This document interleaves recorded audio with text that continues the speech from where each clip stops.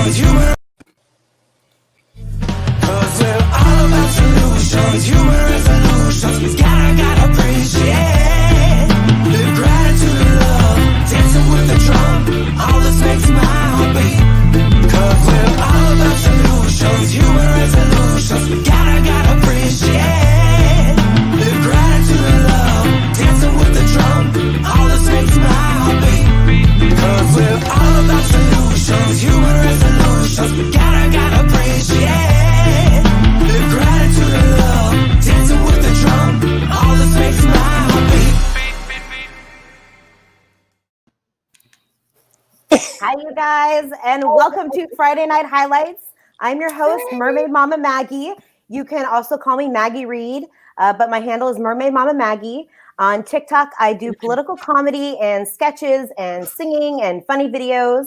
And we've got a really great group of people here tonight. Some of them are brand new, so let's go ahead and start introducing them. First, we have my co-host here. We have Food X Bert. Hey, how's it going, everybody? I'm just here in Albania traveling right now and just trying to make some content for YouTube. And I normally would not be political, but you know, this with Trump and everything, I decided to go more political with my content. So yeah, I really love this whole community of political TikTokers, and I just am really happy that we have this whole group to kind of vent our frustration. And yeah, it seems like we're really growing fast too. I mean, there's like 70 or 80 of us kind of in this group. It's really crazy. So yeah, thanks to BrainDaddy and Maggie, and I mean, everyone's kind of like glue. We're all getting bigger and bigger. Anyways, my channel is called Food X Bert. I travel the world. That's what I do. And yeah, on to the next person. Awesome. We've got Ryan Shead from The Real Ryan Shead on TikTok. How you guys doing? Yeah, you can find me on TikTok, YouTube. Please go follow me on YouTube. I'm trying to build that channel up. You can find everything under my name, Ryan Shead.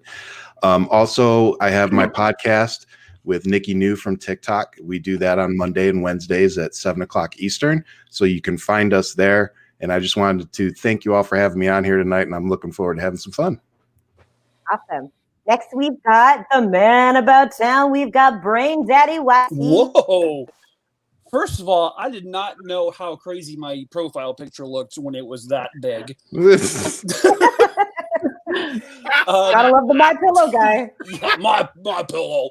But yeah, I'm the BrainDaddy YT on TikTok. I have a YouTube page, which at least 15 of you are watching right now, which is just the BrainDaddy. I just do political stuff plus comedy, and I'm mediocre at both. So, yeah, that's me. Tough crowd. We love you, BrainDaddy. We love you. All right, next up we have the Bulletproof Medic. Howdy, everyone. Yeah, I'm just into comedy, doing political satire. For anyone that doesn't know, if you see the little flag back there, this is obviously where I do my recording. Anyway. You're going to scare people away. Very quickly. Uh-oh. If you get really creeped out. Oh, God. Oh, God. Yeah, that's an actual honest to God Trumpy bear. Trumpy bear, I like it. Bulletproof I like Medic it. on most of the We got socials. props. Anthony C. Walker on Twitter. Awesome. And next we have the beautiful, the smart, my favorite person from Kansas, Indy P. Jones. Well, Mermags, there's one little problem. I'm not from Kansas. Kentucky! Sorry! Thank Oh. you. Wow. It's been a week for Maggie. It's been a It week. has been a week for Maggie. Listen. Nicole, I'm sorry. Kentucky Listen. and go. Yes. Okay. So, hey, y'all. I just want to say thank you to Mermags for inviting me here and making me freak out and have anxiety like up to here.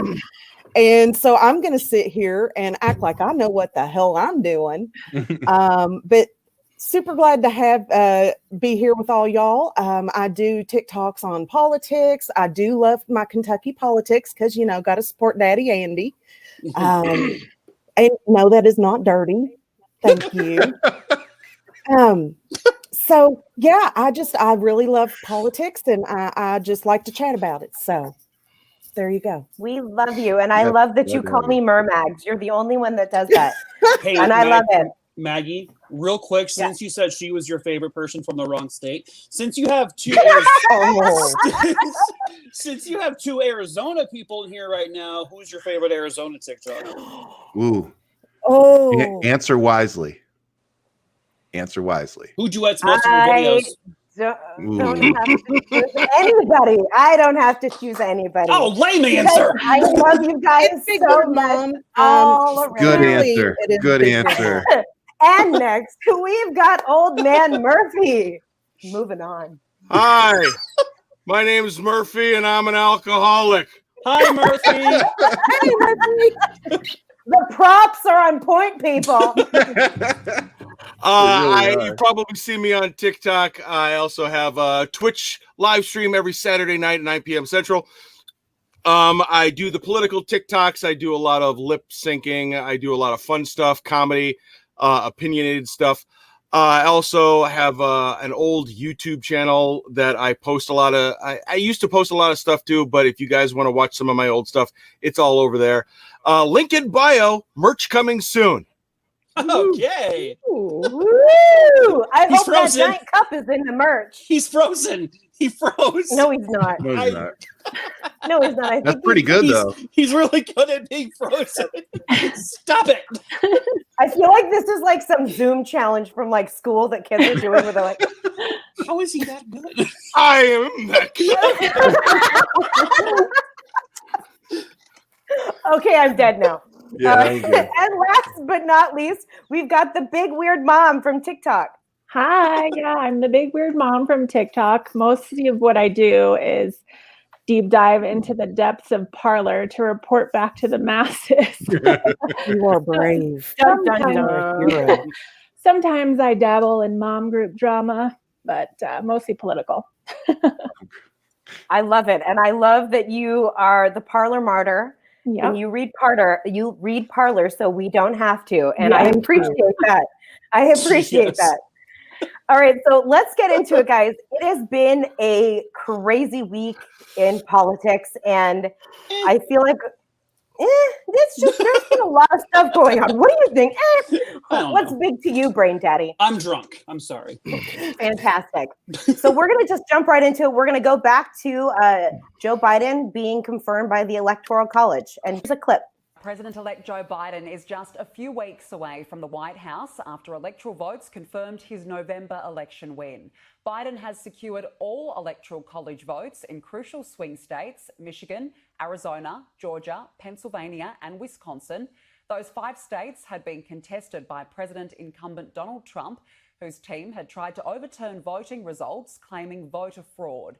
Today, electors from all states cast their ballots. An official result will be announced at Congress on January 6. November election results show Mr. Biden won 306 of the 538 electoral votes available, exceeding the 270 needed to secure the presidency.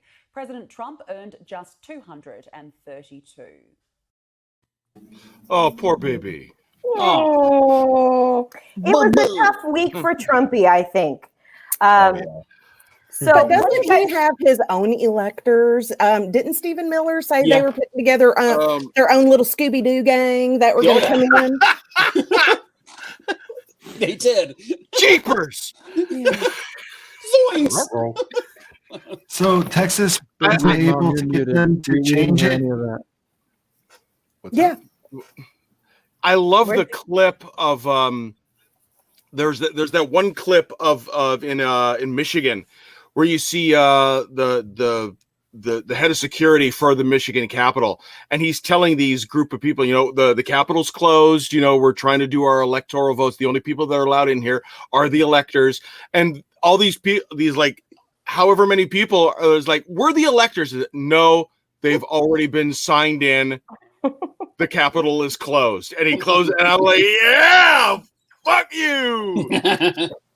I watched that about 50 times in a row, and The it was bad like, thing is it was actually worse than that. Like there was a crowd of them trying to get past a state trooper. Yeah. And the state trooper's like sitting there and he keep basically repeating the same thing. He's like, no, I can't let you in. No, I'm not going to go get anybody for you. No, there's nobody in here for you to talk to. Shut up, go away.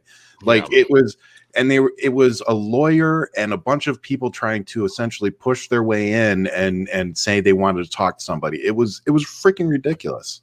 My favorite was the Nevada one because I got that video sent to me with the 6 old white dudes sitting outside the building on a card table with like, where are the electors and we're voting for Donald Trump, blah, blah. And everyone on their side believed it. They're like, see this? They're like, see this? You Biden supporters, look at that. Now the state's contested. Mike, like, what? Mike, you hurt my virgin ears. I'm sorry. What did I say? Did I say you said the F word? Oh, no. Watch out now. Yeah, I don't know if we're on a monetized channel or not. I don't think we are. Or maybe we're on... then fuck. Fuck, okay. All right, the big nerd mom, I have a question for you. What was it like this week on Parler? Oh my gosh. So with the electoral votes being they posted a bunch of articles that they basically made it sound like these alternate electors were actually going to be brought to Congress. And like I remember a couple times in our Discord, I brought the articles in and I was like, can somebody like liberalize this article so I can understand what they're saying? And I had to have like translators. It was pretty crazy. But they're still thoroughly stuck in their delusion. They think that it's going to happen, and we have until the moment that Biden is signed it or inauguration to get it figured out. They're going to be like, well, no, it's not noon in Hawaii on January 20th, so there's still time, liberals. It's so funny because crazy. it's true. It's just crazy. They're so delusional right now. How many times? 3 years. How many times can the goalposts move back? Right. It's every 5 minutes. It's ridiculous. I just pictured them like 3 years into Biden's presidency. Oh, we can still take Pennsylvania back. We got this. We can still do it, right? Like this, they're rocking in their chairs like this. Like we can do it. We'll overturn it. I actually believe that might be a reality. Yeah. I mean, this week we saw so many people completely denying reality, and it doesn't matter. We thought that after like the electoral votes were, counted and it was solidified that this would actually, maybe lift the veil off of their eyes, but it actually hasn't. And it's surprising to me. Oh, it doesn't shock me at all. Not from where I'm from. I'm right here in the midst of red conservative Baptist country. It don't shock me. Kansas, right? Yes, in South. I'm never gonna live this down, am I? No. Kansas, Kentucky. Maggie. It's a city in Kentucky. Yeah. I even came prepared. He's even got a shirt on with. I can't stand. Okay. You know what? You couldn't plan that. K is for Connecticut. Maggie, honey, do you know anybody in Kansas that talks like me?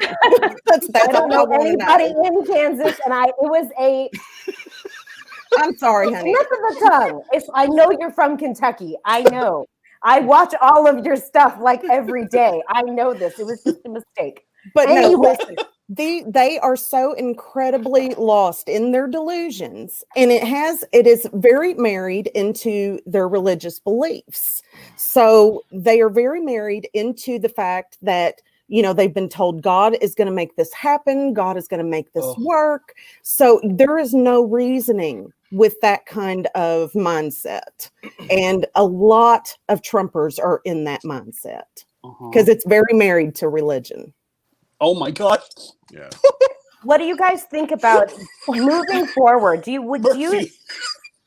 Oh my God. I didn't even know. How many more of those? Props coming.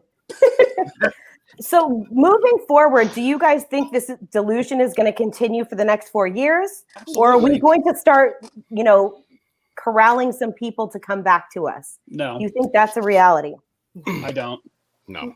I think they're I think they're in that delusional space, and that's just the type of people they are. And that's their mindset. That's their psyche, and that's just how they are. Like there's nothing we can do or say that's ever going to change them. I mean, Donald Trump himself can come out and tell them the truth, and they'll still be like, nope, I don't believe it. Like, well, he did it for the last 4 years. He did it so many times where he would say one thing, and then all these reporters would say, "Oh, well, he didn't mean it like that. He meant something completely different." And then a journalist would, "Did you actually mean?" He said, "No, I meant that I hated black people." And he still has supporters. So when he said in his when he was running in 2016, he could shoot somebody in the middle of Fifth Avenue. He was not kidding. Yeah, not at all. And how true that's become. I think moving forward, what I'm gonna personally struggle with is mending any kind of fences with traitors. And at this point, if you are supporting the agenda that's currently being pushed out by the extreme right and the Trumpies, you are a traitor to this country. Yep. There's no question. And to ask me to put that aside and forgive you for that, I can't let you around my family and my kids and stuff knowing what you find acceptable now. Yeah, now that we've crossed that bridge, I don't think there's going back. I agree. Are we ever going to be able to come to a place of reconciliation? I was watching Joe Biden this week, speaking, and his big thing is unifying the country and being the president for all. Do you think he can be that person? Yeah, absolutely. I think he can unify us as much as we're going to be unified, right? Right. I'm not talking about huge numbers of people. We're seeing a lot of ignorance and a lot of people voting down ticket. That's what we saw in the election. But at the end of the day, these crazy, I don't want to say crazy, but these extreme groups of people, they're small. They really are small in numbers. They just look like it's a lot. They're right? just wild. Yeah, they're just wild. They're the ones making the most noise. But at the end of the day, a lot of people are going to fall in line. A lot of people are starting to see now how bad this really is and was. Like we were talking about the slush fund. A lot of people are seeing that and going, oh, damn, they really have been siphoning money out of us for the last 4 years. So, I mean, the more people's eyes open, I think it'll be easier for Biden to unify us and bring us together. Do you want to speak on the slush fund right now? I know you just did a TikTok on it. I mean, yeah, we can talk about it. If you haven't heard yet, basically it's coming out that Jared Kushner, Ivanka's husband and close confidant to the president of the United States, basically opened up a shell company. He opened up a shell company and started diverting campaign funds into said shell company, and to the tune of $617 million out of $1.26 billion that was raised under the name Trump. So all that money, $617 million, went to the family. So if you haven't heard, Ivanka and her husband Jared just bought a $30 million beachfront property. So really, we just bought a $30 million beachfront property. So hopefully I can go stay there sometime soon. We should all be able to go stay there sometime. Is it on Airbnb? Let's go look. There you go. Now, just ran the math on that. That much money can afford $1,200 checks for 514,000 Americans. Wow. Okay. Yes, sir. Absolutely. Now, does this money come from taxpayers or just people that donated to Trump? This money came from the people that donated. Not my fucking money then. No, it isn't. But the sad thing that I think that maybe Medic was trying to make was that's a massive amount of money that could have done a lot of good for a lot of people that are struggling right now. Absolutely, yeah. That's a huge amount of money, and people are willing to, instead of help other people, instead of helping thy neighbor, right? They're more willing to send their money to a freaking con man. And because it fits their personal agenda. That's the world. That's the America we live in right now. Meanwhile, the government shut down. Well, what did they pass? They just passed a two-day stopgap. But and also the money that they wasted recounting votes at the same time. I mean, it's just been a Millions and big way, millions. millions and millions of money. So that's crazy. So I'm going to move on and talk about the next topic, which was Barr being let go or resigning himself. So here's a clip about that. So you took a beating. And it's possible. That was the wrong clip. I love that. Maggie's having one. That was the Kansas of the clips. Maggie's on a roll this week, guys. Maggie's getting fired. Maybe you need one. You need this much. I am on a roll this week. I don't know where my clip is. Jeez, I don't even know. So how are you? Let's just talk about it. Let's just talk about it. Move on. Well, I mean, I wasn't sad to see Barr go. Were any of you? No, I wasn't so sad or surprised. My take on it is the reason, and I can't remember who else said this, but I 100% agree with it. The reason he wasn't fired is because he had extreme dirt on Trump. And if Trump fired him, gonna blow the lid. I mean, it wasn't gonna do anything with his supporters, but it could have really screwed him legally. So I mean, for Barr to go, I'm not sad.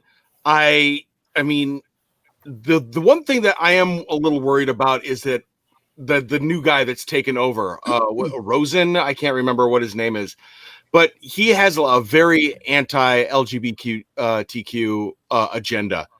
Yeah, and that I'm really worried about. I mean, one of my TikToks was, if Trump is voted out, how much damage can he really do in between November 3rd and January 20th? And apparently, we're seeing a lot. Yeah. And that's the nice thing though is that I believe in the last, I think Patty said this, I think in the last 60 days that anything basically Trump does or enacts can be reversed by essentially by Biden. Because the anti-LGBT thing is terrifying, especially to me since I am LGBTQ. I was always worried about that with Trump and Pence. But now with this new person, it's like, what damage can he possibly do in the next, how many days do we have left? 30 something? Yeah. Can he do that much damage? Like, is it possible that he can? Why would you even ask that? Because that's 32, 33. Thanks for the night. You better knock on some wood or it's like something. 6 years for them. What's the worst that could happen? The end of the goddamn world. That's what it is. And my house caves in on me. Yeah, don't jinx it, man. Just shut up.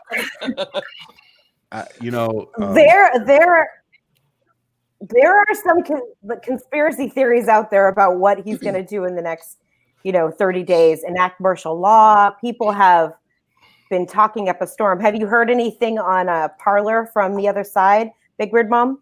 Well, they flipped on Barr like that. I mean, it takes about 5 minutes for all the crazy photoshopped like weirdness to come out on Parler, but yeah, they are just, they're nutso over there right now. The last thing I heard where people were being skeptical about Pelosi, she got her COVID-19 vaccine today. She canceled her weekly conference, I guess. So now they think that she's dead. Oh my God. Oh my God. These people are nuts. I'm a cracker. Pence just got the vaccine. Pence just got the vaccine today, but honestly, I think he already had COVID. I'm pretty sure he had COVID, but it's just some gimmick he's trying to do. I don't know. I really. Who thinks that Pence got COVID before? I mean, I'm pretty sure. Well, did you see the big sign behind him? It was like, the vaccine is safe. They're obviously trying to just convince people. Well, since you put a sign up. Yeah. Exactly.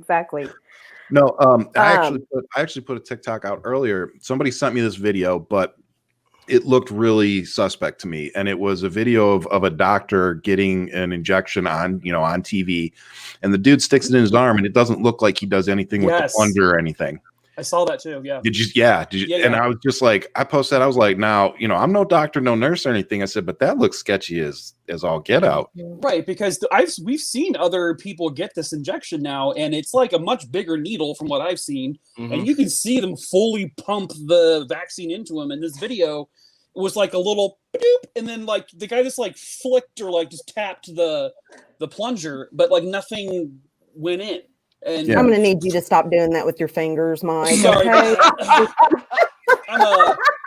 I'm a shoulder flicker. It's kind of my thing. It's I know it's love you, weird. Indy. I flick shoulders. I've been outed now. Thank you very much for that. I'm not gay. I'm a shoulder flicker. All right. So I am not medically licensed or anything, but I do work in a medical clinic.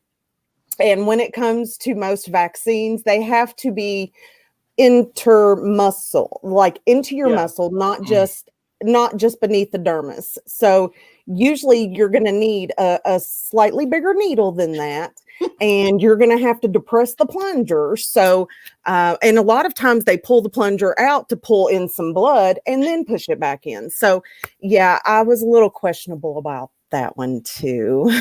Yeah. So it's like, what was it for? Like, what was the point of that? It was the same thing as they were doing a press conference like Pence did. Here, we'll set this doctor in a chair. We're going to give him the injection. Look, it's safe. But then when they did it, it was like, it doesn't look like you injected him with anything. Like, right. It was very sketchy. Since we're on the topic of injections and COVID, I do have a clip. I do have this one. We're going to watch it about the injections. The Pfizer vaccine is great news. We all know that, but experts warn we've still got a very long road ahead. Dr. Anthony Fauci says we should continue measures like social distancing during the rollout. You all have heard this before. He believes we'll likely be wearing masks for most of 2021. Now, that timeline depends on how many of us actually get the vaccine. That's why this is crucial. Jonathan Bigliotti joins us now from Santa Monica in hard-hit California. Jonathan, good morning to you. What can you tell us about the situation there? And good morning to you, Gail. The situation is so dire here in California that hospitals like St. John's here in Santa Monica have set up tents like this in their parking lot to deal with the possible overflow of COVID patients. Those patients will be brought through this tent and then entering here through this area where they will be treated and they will recover. This is all necessary because in the Central Valley, all ICU beds are gone. Just 3% of beds are left here in Southern California as the death toll continues to rise. America's hospitals are under siege as doses of the first coronavirus vaccine arrive on the front lines. In California, hospitalizations are up almost 250% in the last month. At USC Medical Center in Los Angeles, capacity is falling fast. This morning, we had no more ICU beds. We were completely full. Dr. Frank Lavecchio works in the ER at Valleywise Medical Center in Phoenix. He says his hospital is treating more coronavirus patients than at any other phase of the pandemic. The positives are it's almost over. The negatives are it's going to be a tough haul for at least the next 90 days. I think we're going to be, at capacity, over capacity. There are now more than 110,000 people in the U.S. hospitalized with coronavirus, an increase of about 60% from a month ago. Dr. Anthony Fauci warns that American life may not return to normal until late next year. The vaccine right now is not a substitute for the normal standard public health measures of wearing a mask, keeping your distance. Every day, thousands of Americans are lost to the virus. Over the last week, the U.S. has averaged more than 2,200 COVID-related deaths per day. People like 86-year-old David Childress. Childress was a retired firefighter and a father of 5. He died on December 6th. His wife of 66 years, Judy, was by his hospital bed. So many families don't get to do that, and even the ones that they're so sick, they're all alone, and I was blessed. I was just so blessed. Blessed just to be able to say goodbye. Doctors are worried about a surge on top of a surge as millions of Americans get ready to travel for Christmas. The 2 leading deaths right now in the country are heart disease and, of course, the coronavirus. Tony? Yeah, and the scale of the loss is... All right, let's talk all things COVID and injections and what we think this is going to look like in the future. it's gonna. Oh, no, go ahead. Okay, it's just gonna get so bad in the next like 2.5, 3 months. I think we're gonna see a lot more bright of, like, we're gonna see the end of the tunnel, maybe by like mid to late March, or maybe even like April. We're gonna see like actual, like, the hospitals will be like actually emptying. But at the same time, when Biden comes and takes over, he's gonna literally shut everything down, I'm guessing, because that's the only thing that Trump is gonna, like, Trump has let us have no choice other than shutting everything down, like Ireland style, like just everything shut down. So I mean, We just got a new notification in California. We are on the strictest. We got, like, our phones went off beeping today. We are on a extreme strict lockdown now. Like, it's done. The hospitals we're locked down here in Arizona, in my county. Yeah. You well, are not locked down. Well, not locked down. We're under a mandatory curfew. I'm sorry. Yeah, here in Phoenix, we've been on that one. Have you? Okay. Yeah. We're under curfew. And I since we're talking about vaccine, I just want to point this out. Is if you didn't know, Pfizer came out and said that they have millions of vaccines sitting in storage waiting to be delivered. They're just waiting on the White House to tell them where to send it. So my question is, actually my point is that everybody that wonders why we say Trump is murdering people, it's because he's literally sitting on vaccines that he could be giving to people in nursing homes and that are frontline workers. But instead, Pfizer's sitting on them and doesn't know where to send them. So all those frontline workers and nursing home people from the last week till for however long until he starts sending these vaccines, all those people that die, that blood is directly on the White House's hands. Agreed. And not to mention the fact that he turned down all those doses. The extra ones, yeah, the extra doses, yep. Yeah, I mean, that blood is on his hands as well. I agree. Do we know that why that is? Does he have stock in Moderna or whatever? You know, that was somebody's suggestion, and I mean, I gotta tell you, that's about one of the only things that makes sense, right? Yeah. I mean, and Johnson & Johnson now is coming out with a vaccine as well. So we're going to have 3 players out there for a vaccine. It seems so weird, Johnson & Johnson. I just think of like baby soap. They make more than just baby. No they more make Tears way more than vaccine. baby soap. They make baby oil, which is a lot more fun than baby soap. Okay. It got dirty real quick. No, yeah. I'm a little. I mean, Wisconsin is. I mean, it's been a hot spot and then a not hot spot. Our situation is, we have a Democratic governor, but our legislature is Republican, and Ron Johnson is our senator. So we're fucked. That's it.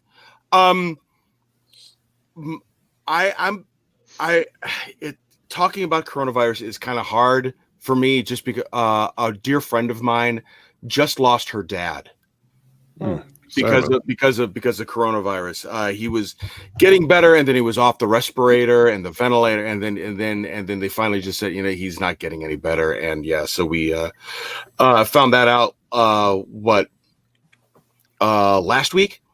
And she's one of the nicest, sweetest girls I have ever known in my entire life. And for this to happen to her is just like, what? And I just hate Trump even more for putting this sweet friend of mine through all of this bullshit. If he just would have been a president, he would have been a leader. He would have done his job. So it's just every time he doesn't do anything, or he tweets instead, or he golfs anytime outside of actually doing his job, I just hate him even more.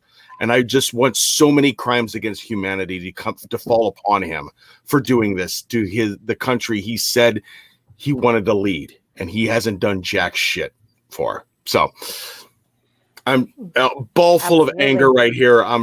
Yeah. As you should be. Yeah, actually, where I'm.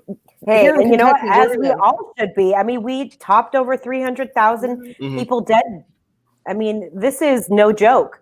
We have had no national response to this virus. And I mean, I know all of us here, it's touched everybody. There's no one that this virus hasn't touched. And we are all suffering in one way or another. And It's very, very sad. What were you feel going to like say, an Indy? asshole sitting up here in Canada. Well, I was just going to say we're in a very similar situation in Kentucky. We have a Democrat governor, Andy Beshear, but now pretty much the rest of Kentucky is Republican. So we've had a lot of strife because Andy, much like Big Gretch from up in Michigan, has been really very strict. He has tried his best to put strict, protocols in place, trying his best to bring the numbers down, to flatten the curve. But people in Kentucky, including Daniel Cameron, I won't get started on him, have gone against him every step of the way, took him all the way to the Supreme Court of the United States of America, simply because he closed all schools, in-person schools, including the private religious ones. God. That's insane. I was talking about this with Ryan before we started. A lot of us here are parents, and a huge part of what's been going on with coronavirus is that our children are not in school, or they're not having the dynamic experiences that they normally would throughout the year, like maybe going to soccer or being in dance class or doing anything. I wanted to just touch base, and I wanted to because this is our holiday show, I wanted to know, what has COVID personally been like for you in this moment? Who wants to take the lead on that one? Well, being a parent, my kids are actually in school in person. That was, yeah. The governor, our governor, Tony Evers, he has said, hey, don't go traveling for Thanksgiving. So we're not, don't go traveling for Christmas. So we're not. For me, we kind of switch every year off. 1 year we go to my folks for Thanksgiving, and then we'll go to my wife's mom for Christmas that year. And then the next year we'll switch. This year, it's just been nobody this entire year. My son has hockey, which is even weirder because he's still got to have PPE under all of his gear and everything like that. But there are certain protocols that are going on with that. We can't get into the ice arena until 15 minutes before practice or the game. You can only change in specific areas. You can only have so many people that are assigned to you. Like my son, he can only have one parent with him. So it's just me. My wife and my daughter have not been able to see him play any of his games at all this season. Wow. For other ice arenas in the area, or even out of the county, like in Milwaukee County or in Waukesha County or in Ozaukee County, you have to sign waivers, or they have more stricter guidelines that we have to adhere to. So it's really this state of flux that there is no unified cohesion. And it's extremely frustrating and confusing for everybody that's actually, all these legislators, they can pass all the legislation they want, or they could just leave it to all the heads, and then they'll make their own. But then everyone who actually lives or has to do business across county or across city or what have you, they're left in just like a tumbleweed.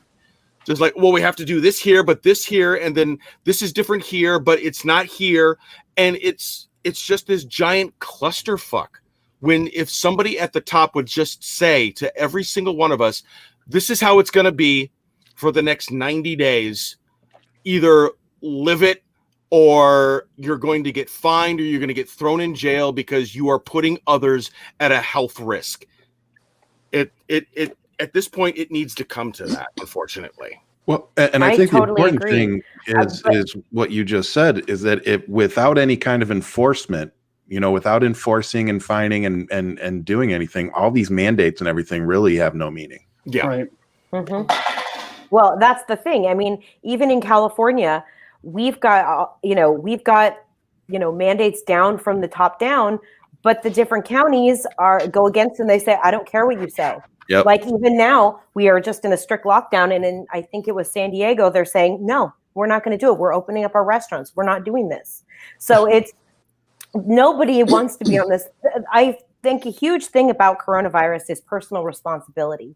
And we have yet to unify our country or unify even our states under what does that actually mean? What is the personal responsibility of you and me and everybody else? And I think it's particularly hard being a parent because, you know, you're living day to day hoping for one thing and things continue just being the same way. Who else has an experience that they want to share? I'll share. Let's hear. I was just thinking of after whoever just said they want to share. I would love to hear Bulletproof Medic's experience in Canada. But first, whoever just said, Big Weird Mom. I'll share. Big Weird Mom, go ahead. Sorry. That's okay. So I don't know if anybody saw the TikTok I made earlier this week, but our lockdown actually started last October because I had my baby at 33 weeks and then she had a massive lung infection. We were in the NICU for a while and we came home and her doctor said, you need to like stay in the house. Don't have anybody over to visit. Don't, you know, at least through the holidays, you just need to like quarantine in your house, you know, and where, you know, they suggested we wear masks outside and stuff like that. And then as soon as we got the clearance to go out in public and for her to meet her grandparents and everything, we had planned a trip to Disneyland, and that week the lockdown started. So we have been like really, really strict for the whole time. And we also live in a really interesting area because I'm in California, in Lake Tahoe. So I'm seeing all of the touristy stuff happen here. But I do a lot of my shopping and running errands in Reno. So, you know, I go from my rural area where I live, you know, I live on 28 acres. So I'm like, we're super, super isolated. And we have 4 ICU beds in our county, I think, and like 1 ventilator.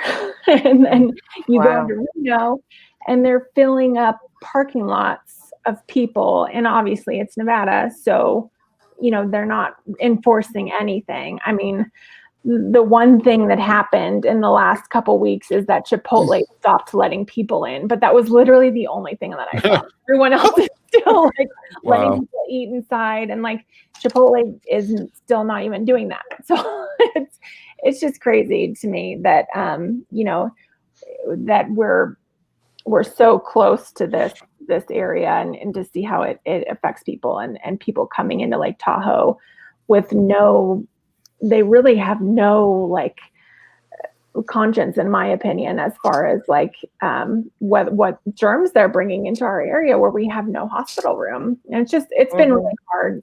My husband and I run an Airbnb and we shut it down.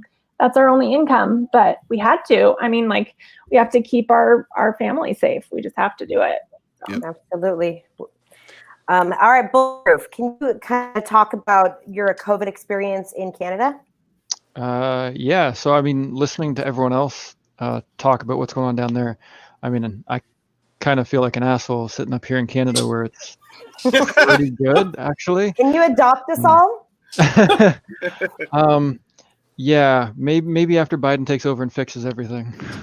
Hey, I got adopted by Patty, so y'all can go to Canada if you want. I'm going to Ireland. Okay. I'll be joining your all the border guards that I sent you, they'll let you right through. Yeah. So my kids are still in in-person school, so they've been doing that. Obviously, it's a little bit different. They have cohorts of up to 50 kids. There's masks, etc., and all that, but we don't have to do. I'm outside of Toronto far enough that it's kind of a rural area. So, I mean, right now there's about 44 active cases of COVID for my entire municipality, which is quite spacious. Like there's a bunch of people here, but it's really spread out. So the population density is rather low, which works out for us, especially right now.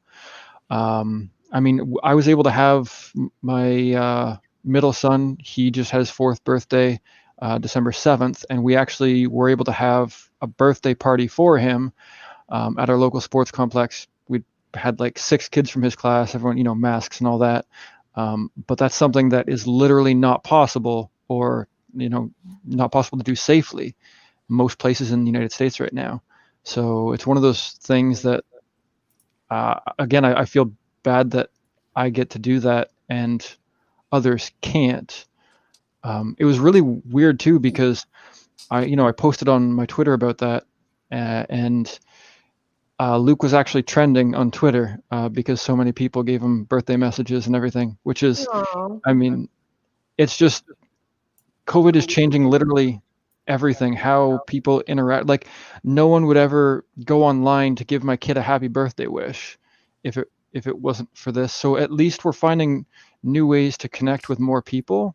If you could take any kind of silver lining out of that, I mean, I never would have met any of you guys, right? So I agree. So there is that. That's for sure. I like that I perspective. was saying this the other day. Like, COVID is this horrific thing. Obviously, Trump is this horrific person.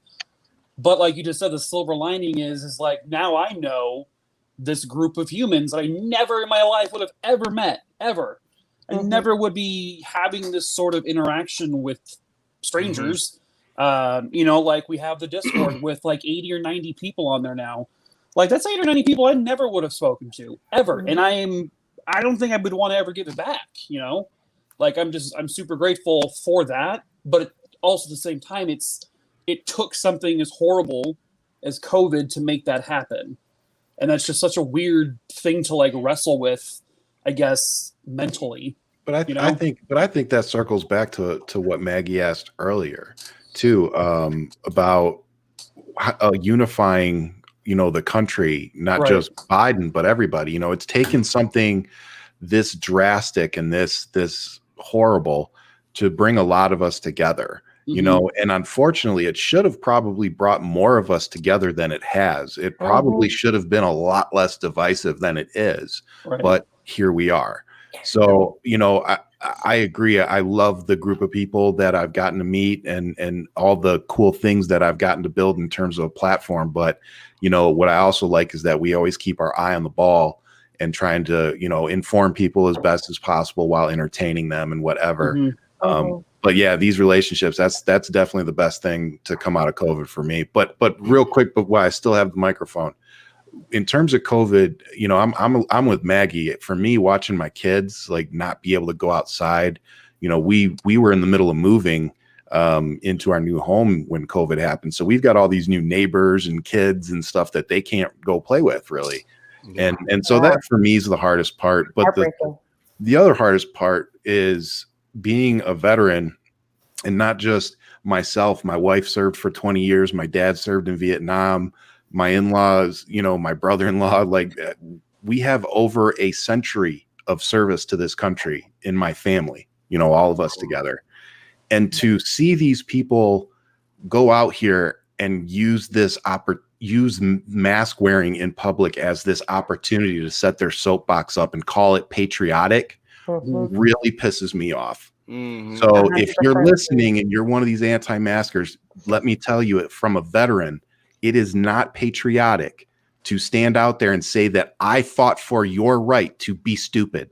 Okay. Because I didn't fight for your right to be stupid. I fought for everybody's rights, and this public responsibility that you're showing a complete lack of, it needs to stop, because that's the only way that my kids are going to get to play with the neighbors' kids down the street. Thank you. Absolutely. And actually, I'd like to chime in real quick too. So yes, I do work in a medical clinic, and I work with elderly, chronically ill people. These are people's grandmothers, grandfathers, but not just older people. My oldest daughter, who's 24, has asthma. She has not been able to leave her house in over 8 months because her asthma is such that if she got the Rona, she probably would end up dead. She's 24. So when people choose not to wear a mask, I'm seeing my 24-year-old daughter in the hospital. I'm seeing my 85 patients that I have grown to love and care for. I'm seeing them die. I'm seeing them catch this and holding my breath and praying to a God I don't think exists. Please let them live. This is what makes me so angry. All because of their freedom to wear a mask or not. I think or don't wear it like this. Yep. One thing that I always say is I think coronavirus has exposed so much about our country that we knew was there, but we didn't really know was there. We didn't really know how selfish people were. We really didn't know how like ununified we were. You know, we had no idea that it was going to be this bad. And now, and I think this is the hardest part, is how is there a way to get us to connected again when there's so much misinformation out there? People are believing crazy conspiracy theories. We are completely on opposite ends of the spectrum here. But it's the only thing that's exposed us. So now we know.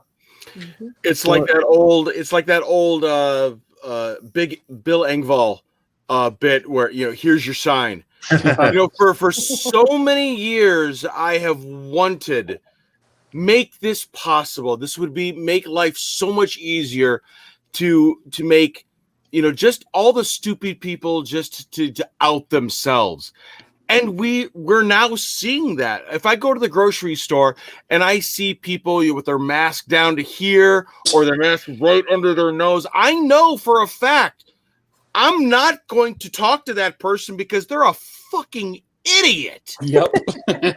It's just like, yeah, okay, why are you outing yourself like that? You're so like, well, I'm not an idiot. I know what's right. I know what's good for me. You're showing us that you don't. It's clear as the nose on your face. That's not in your mask, you idiot. Come on. Absolutely. It's the lack of empathy for me. It's the lack of empathy that people are showing towards others at this time. And well, and I don't know if it's so much if it really is the lack of empathy, or if it's a lack of understanding and ignorance. And what I mean by that is, you know, if somebody doesn't understand that them wearing a mask isn't for them, that it's for us, that it's for the people around them, it's so that they don't contaminate the things in a grocery store that I have to go pick up and take home to my family.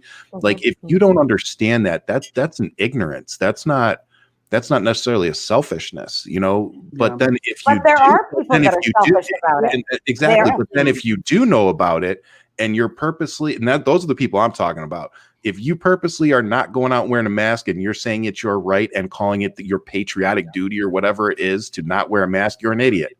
Like that. No, that is not okay.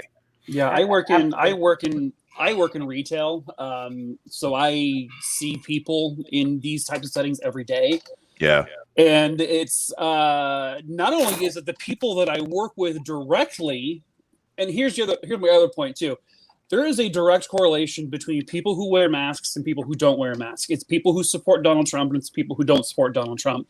Yes. That is it's this incredible, it's just so easy. It's as simple as that, really, because the coworkers I work with who are Trump supporters wear their masks down here. They wear, you know, they don't want to wear them. They walk around going, oh, it's not a big of a deal. It's just the flu, saying all this crap. And it's like, oh, it's just killing old people. And it's like, I just look at them like, that old person is my mom and my dad. They're in their 70s. My dad just turned 75 today.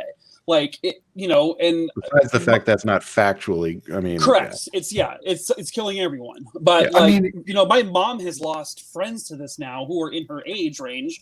And I'm like, fuck you and your stupid not wanting to wear a mask. You're killing my parents.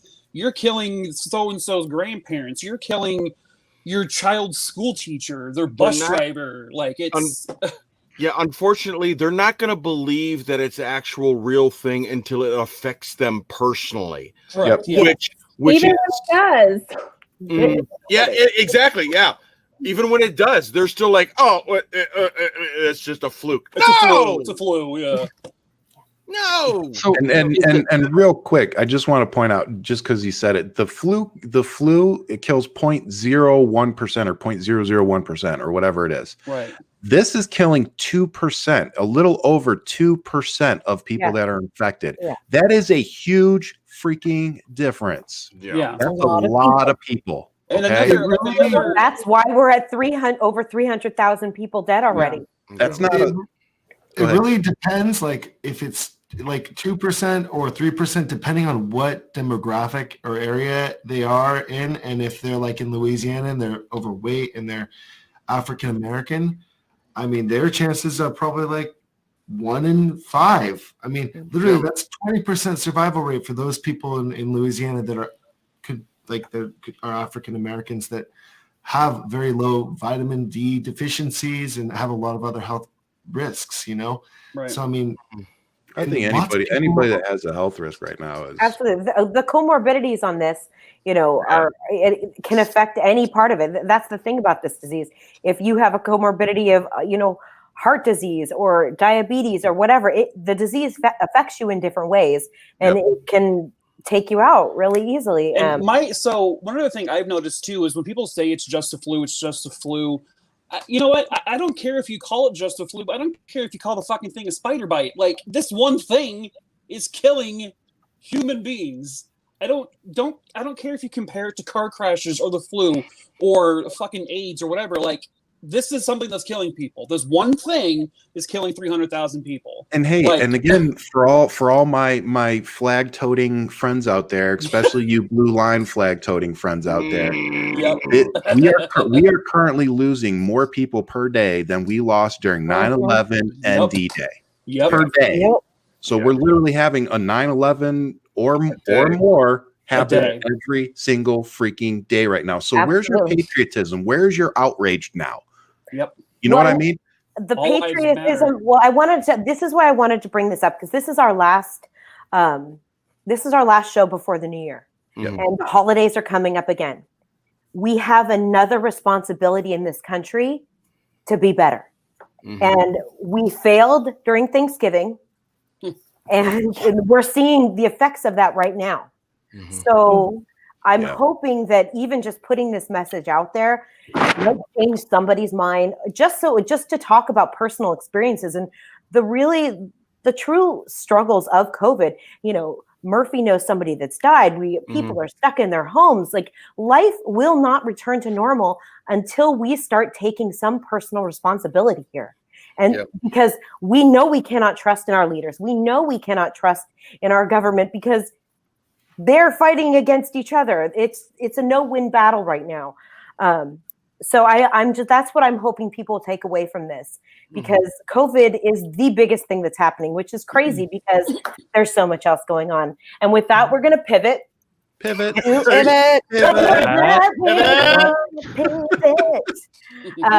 Let's talk about nuclear hacking.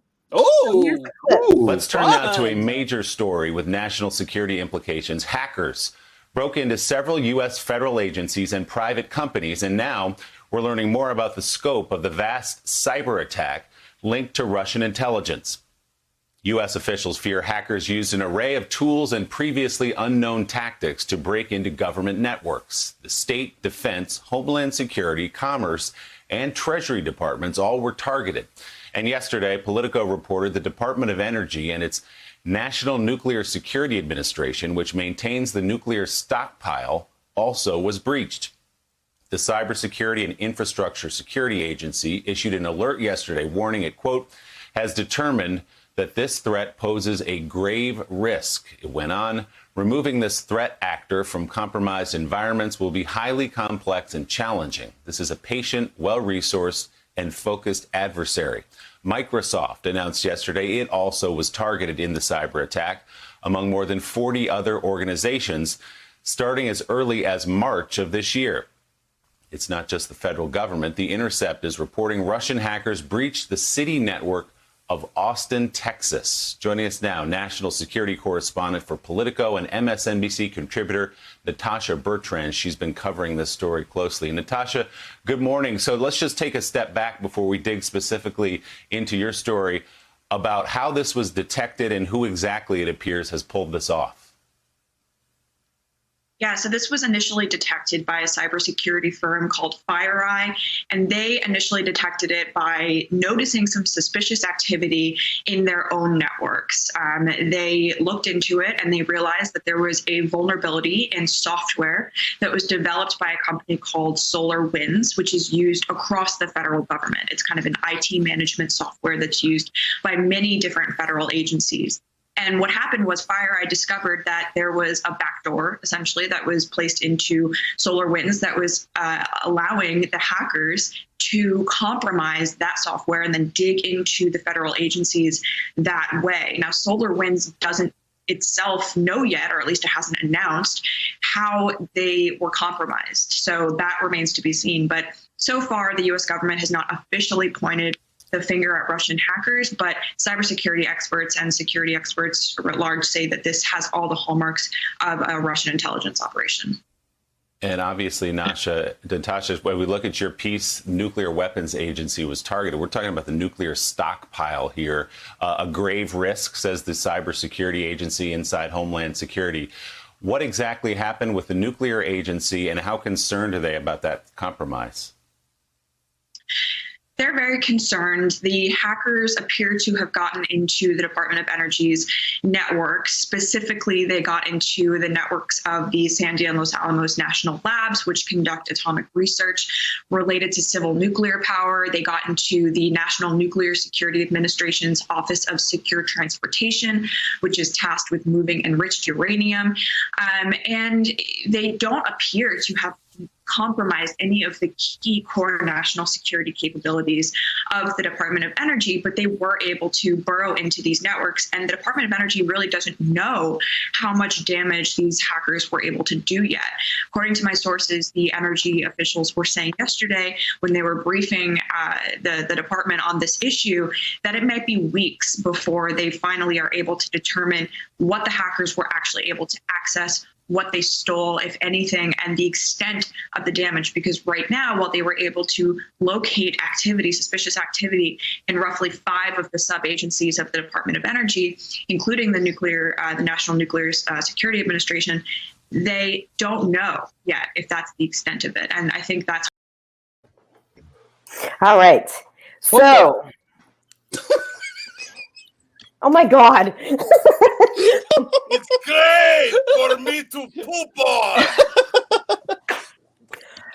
Hey, do you want a chew toy? Oh my God. Yeah, I've been wanting to use that for about a month. You know what? That was the best thing ever. And you know what? I think that during this time, laughter is the best thing that we can always have. So thank you, Murphy. Now let's talk some serious business. I would say about that, Trump has said as much about the hacking as he did about the Russian bounties. Nothing. Yes. Not a Nothing. fucking thing. Not a thing. Yeah. Are we surprised? No. Very. Nope, and neither is his bank account. Oh. Now, do you guys think that we need to just be, extremely scared and worried for this right now, or do we need to just take it day by day? I mean, I don't know. That's the best answer right there. Are you asking the FBI that's watching this right now? Or?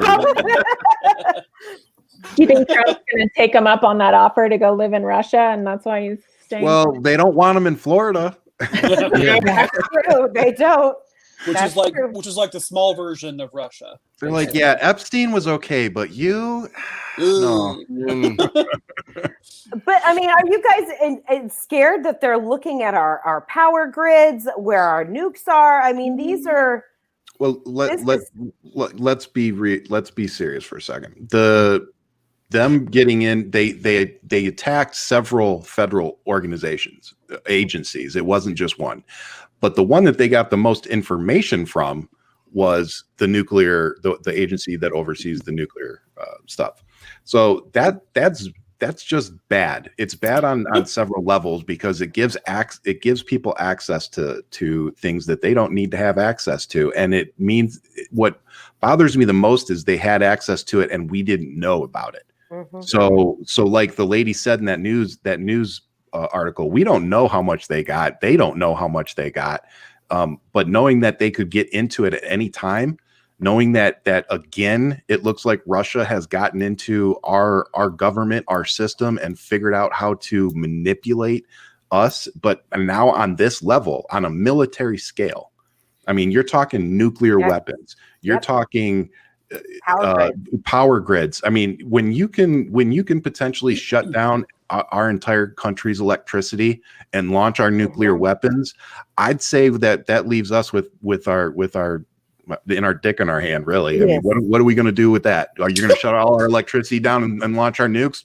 Awesome. What are we going to do? Hey, yeah, Well, pull up a chair, guys. This should be fun. What scares me about any of this is that what we've seen through COVID is that we're definitely not. This isn't going to be some time for everyone to be like kumbaya. If there's ever a problem like that, it's going to be like every man for himself type of thing. So I have a question. Do you think the password Donald Trump set for all this was MAGA 2020, or was it maybe Moist 2020? Or oh, you did it! You did it! I saw it in the comments. I saw it in the comments. Who's gonna say Moist first? And I wonder which one of us was gonna do it. It was a perfect time. It was a perfect time. I wish I would have seen that. I could have thrown in Moist a long time ago. Hey, so just not to take the thunder away from Mike here, but somebody in the comments section said nuke codes can be changed. You're correct. Nuke codes can be changed, but when you have access to the nuclear weapons and you can launch them, it doesn't fucking matter. One point I'd like to add on to that is, and this is probably the scariest point of all, you don't need to launch them. You just need to detonate them. Yeah. Amen. Yeah. Very good. That's a very good point. That's a very good point. And now I will never sleep again. Yeah, thank you for that.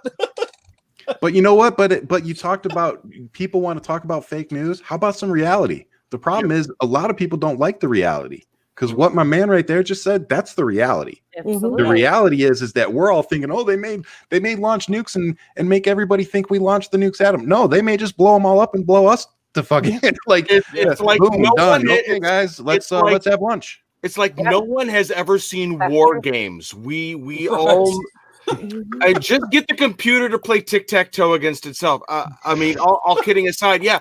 If you've ever seen that movie, I have. It is freaking terrifying. The thought that a computer that controlled all of the launch sequences and all of the missiles in our country, if one person or if one intelligence just got in there and said, these guys over here have launched their missiles, prep yourself, then, we're screwed.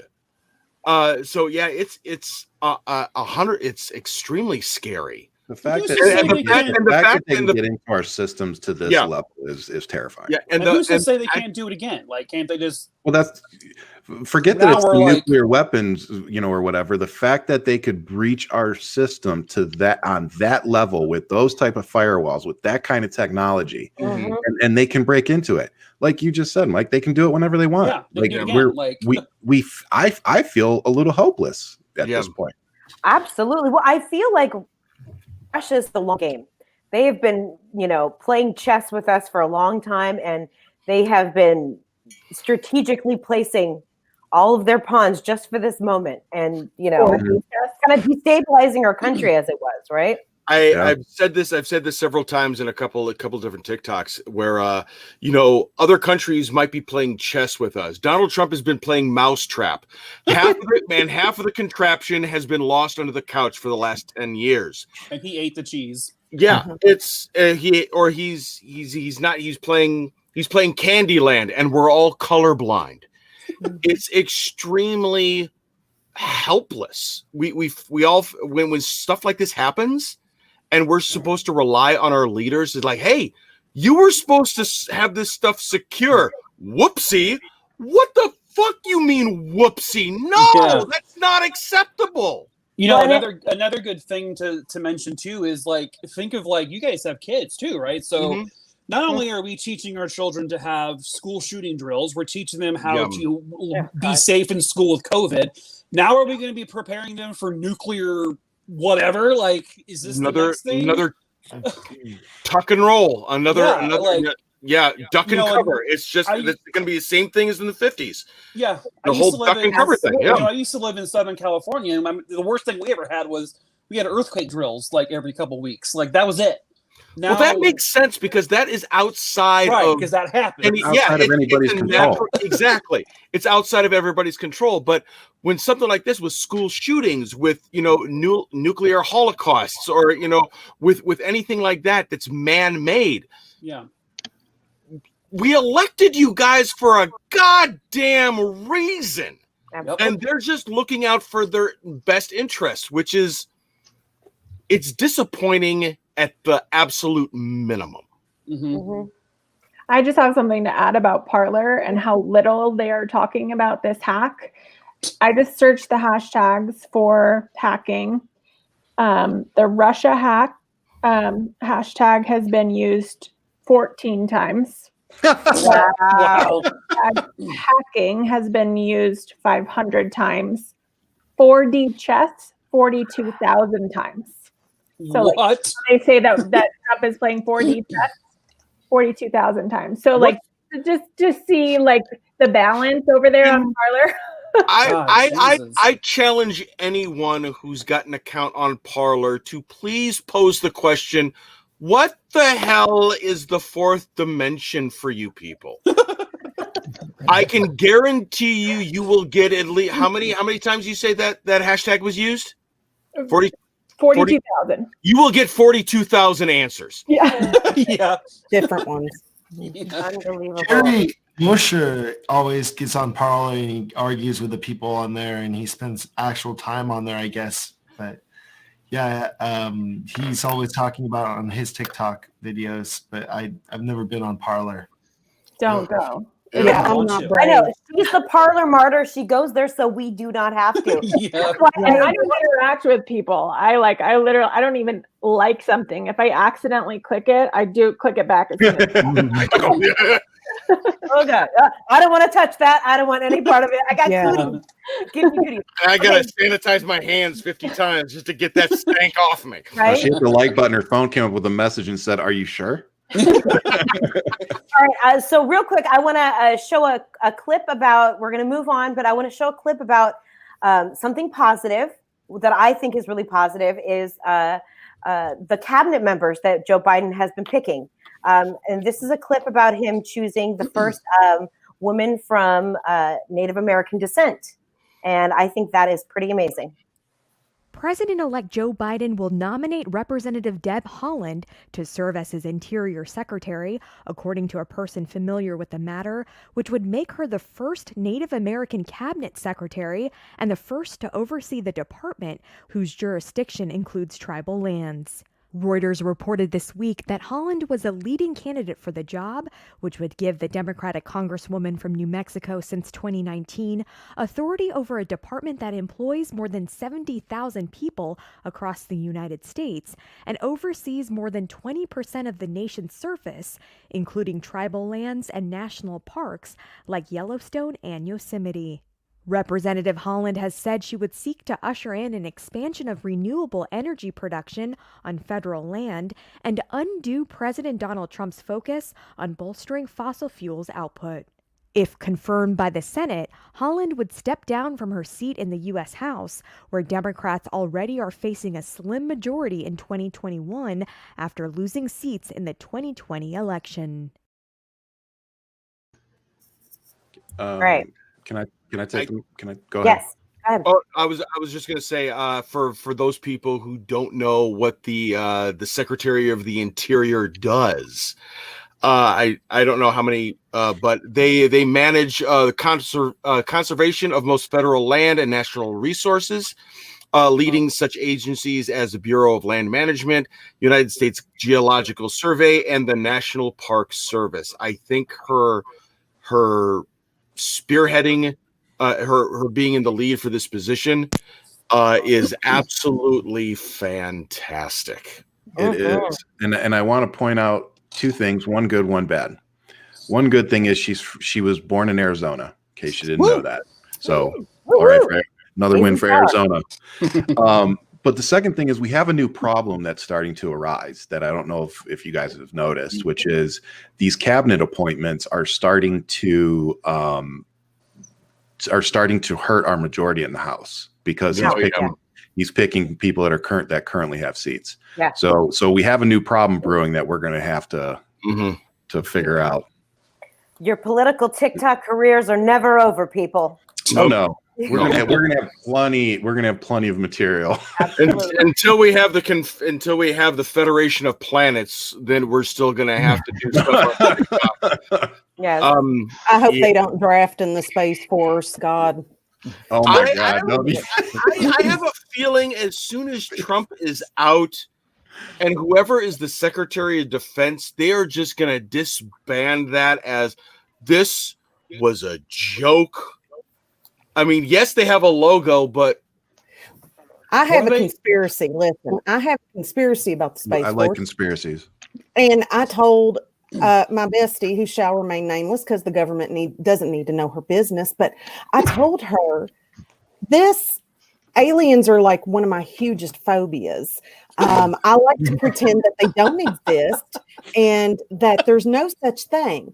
But then once Trump announced the addition of a Space Force, I said, oh shit, aliens are real. Damn it. Because he can't keep a secret now. He doesn't know how. So the only way that he could verbalize the fact that he found out that aliens are real is freak out about it and create a Space Force to protect us. They're called Guardians. That's now. not a conspiracy theory. That sounds way too much like reality. Like, well, no, there was an article that basically said that Trump knew that extraterrestrials existed. Like that's something there was some information that came out that basically said that he is aware, or I that would they be are aware. surprised if his brain could handle that concept. He's like, "What's an alien?" I don't. Yeah. What do you mean? You mean somebody from Mexico? Mexican aliens? There you Is that go. what you're There you talking go. about? So what you're saying is, What you're saying, an illegal alien from Colombia. We'll get Agents Mulder and Scully on the case. Mulder and Scully will be there. But Representative Holland is going to do very well in that position, and I think that like what I think it was Murphy that said it. She having somebody of her background in that position making decisions on protecting our lands and whatnot. I think that's just it's a perfect fit. It's another glass ceiling that the Biden administration and the Democrats have broken.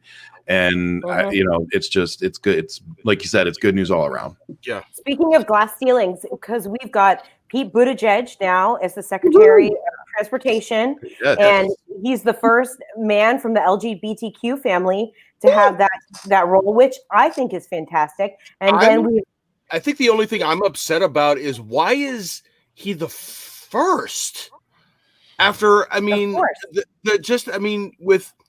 with as much I know there's a lot more to go. I mean, yes, the Supreme Court legalized gay marriage when Obama was still president. Yes, that was a fantastic leap.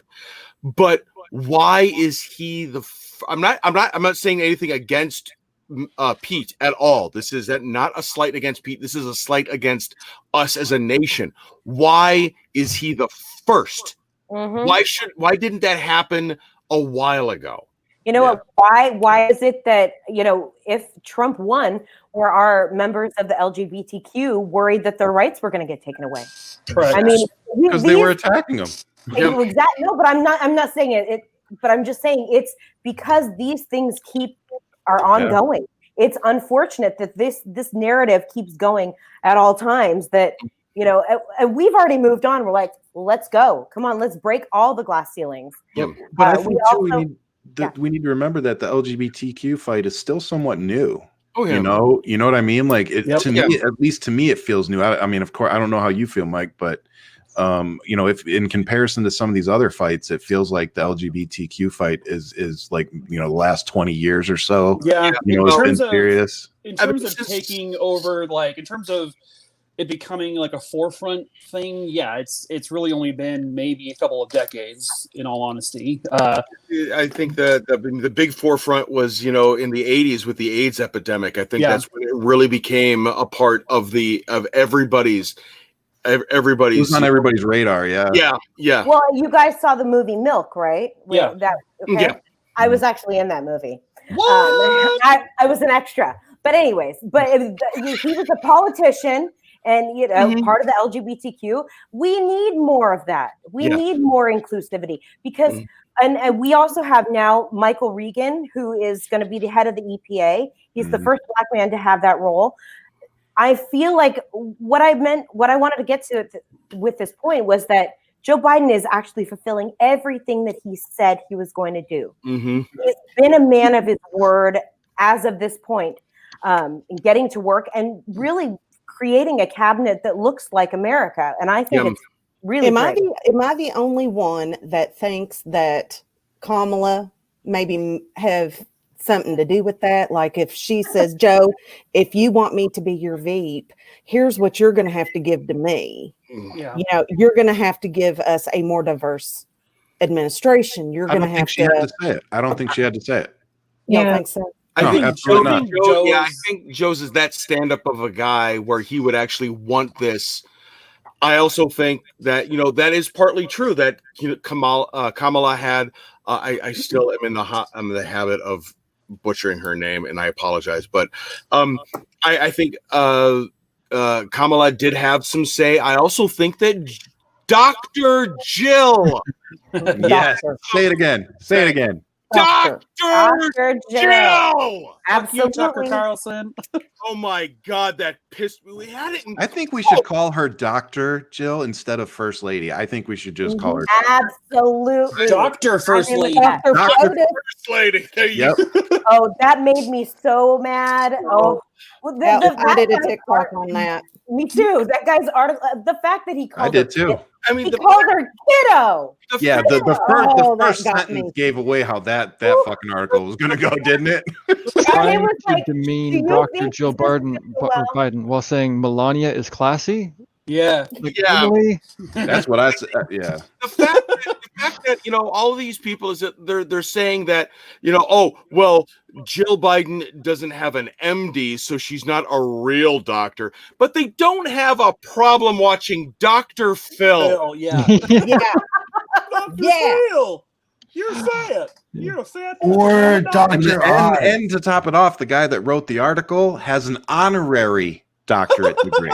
Oh, cute. From Didn't a box earn of it. Jacks. It was given to him. Oh, So Jesus Christ. yeah. Bottom of that cereal box. Was it given it to him by a box of Kellogg's cornflakes? What? There you go. It was holy mansplain, Batman. Like, no, thank you.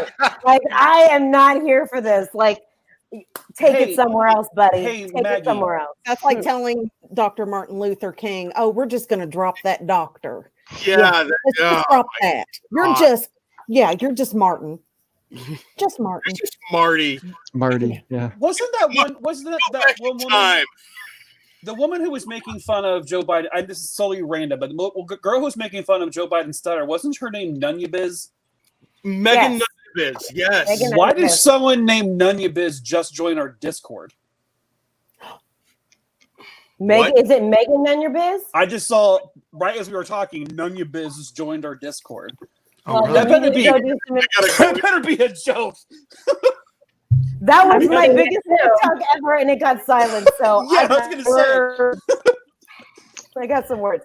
All right, so you guys, we're gonna move on to our last thing. It's real quick. I just want to leave on this note because this is the most important thing, especially since this is our last holiday show or our last show before the new year. And when we come back, it will be January and Georgia and runoff and talking about this. But the early voting has come out, guys, and it's been pretty cool. I'm not going to show the whole clip because we're kind of short on time, but I'm going to show a little bit. Yeah, let's start. That was really quick. That was really quick. That was Tiny bit of that. that was great. John clip. Ossoff looks hot. Let's start in Georgia, where voters are coming out in record numbers now for that high-stakes Senate runoff. Early in-person voting began on Monday, and the turnout eclipsed the record set on the first day of early voting in the weeks before the November 3rd election. The New York Times reports this on Monday. During the first day of in-person early voting, about 168,000 Georgia voters showed up at the polls. By comparison, nearly 129,000 people cast ballots on the first day of early voting for the general election, and nearly 91,000 people voted on the first day of the 2016 election. According to the Atlanta Journal-Constitution, more than 914,000 people already have cast ballots in the runoffs through Wednesday. So, John Howman, you've been covering. All right, that's all I'm going to show of that. But that's some pretty good news. This is looking pretty optimistic for the Democrats at this point. What do you guys think?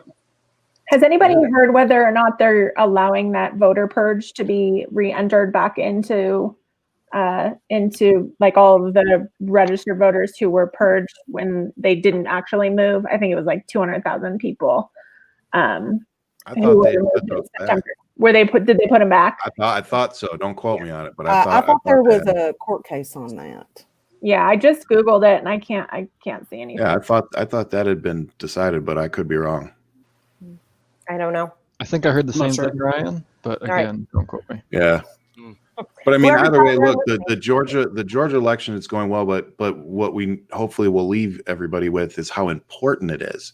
Yes. This is how we take power away from Mitch McConnell. You know, but more importantly, it's not just about the Senate and control. If you go look at these candidates, you go look at Kelly Loeffler and Perdue, and you compare them to John Ossoff and Reverend Warnock, there's no comparison. Ugh. You know, these two gentlemen deserve an honest shot in the Senate. Give them 2 years and see what happens. Okay. Yeah, absolutely.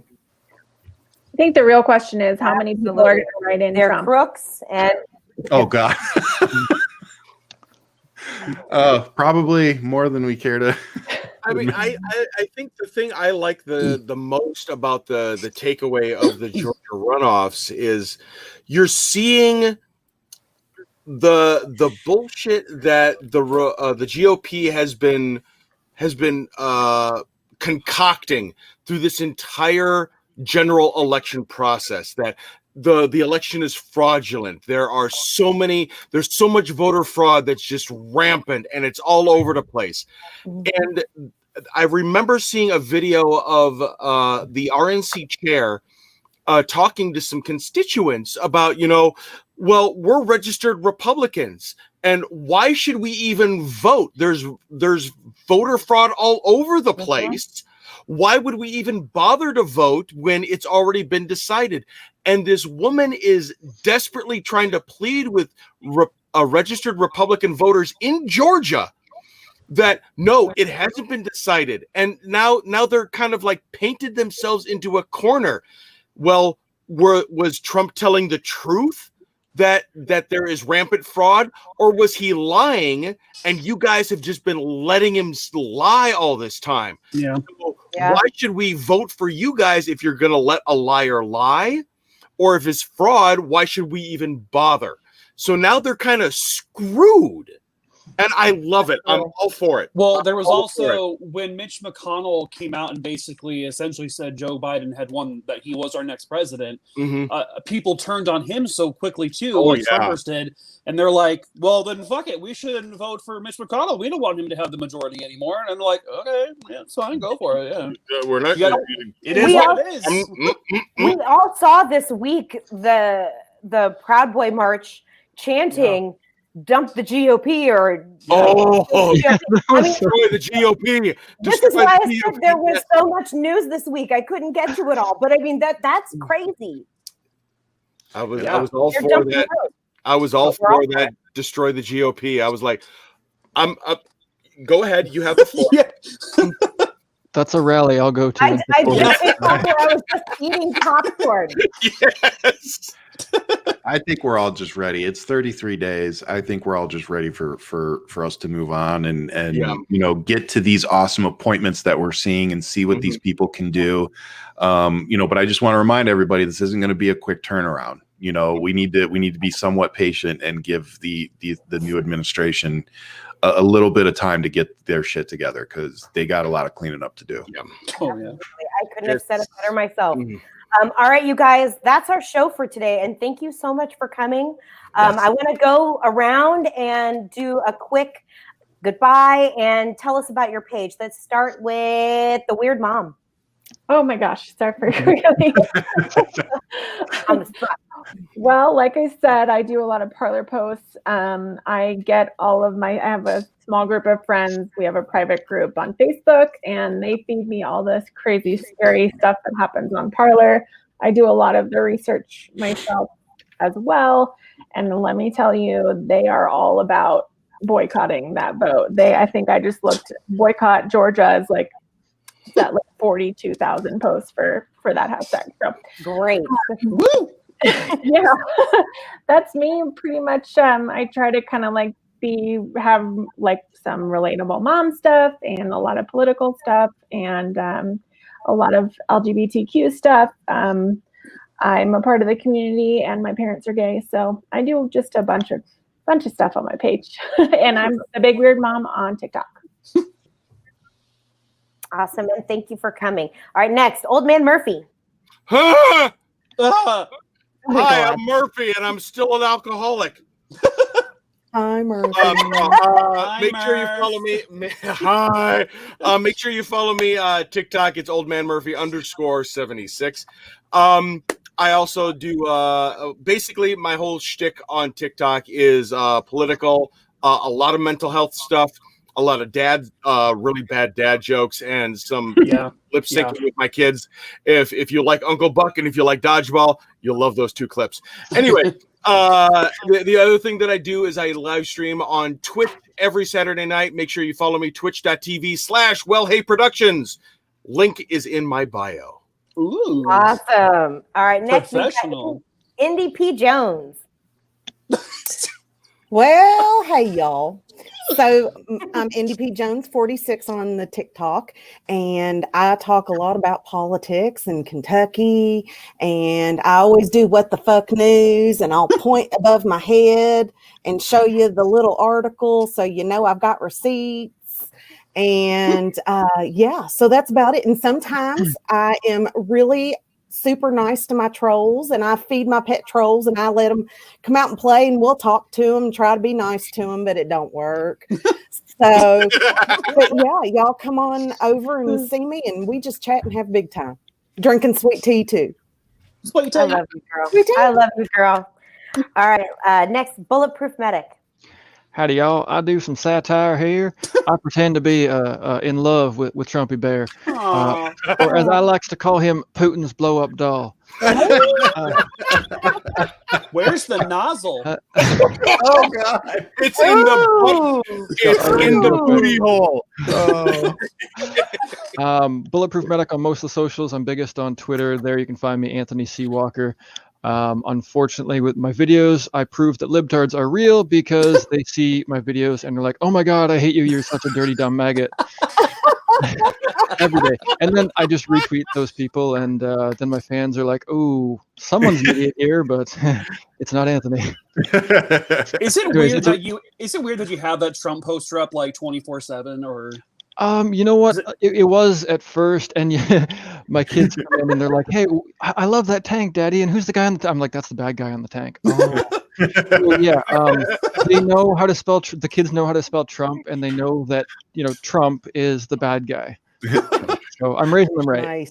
Yes, sir. Yes, sir. That's a good dad right there. That's how we raise our kids here too. too. A pineapple face. So yeah, there you go. Get them to call him Putin's blow-up doll. Putin's blow-up doll. All right, next we got BrainDaddy YT. Okay. So yeah, I'm BrainDaddy YT on TikTok. That's my primary thing. I do 900 accounts. My 900 accounts, according to Patty. Yeah, I have about 6,000 now, actually.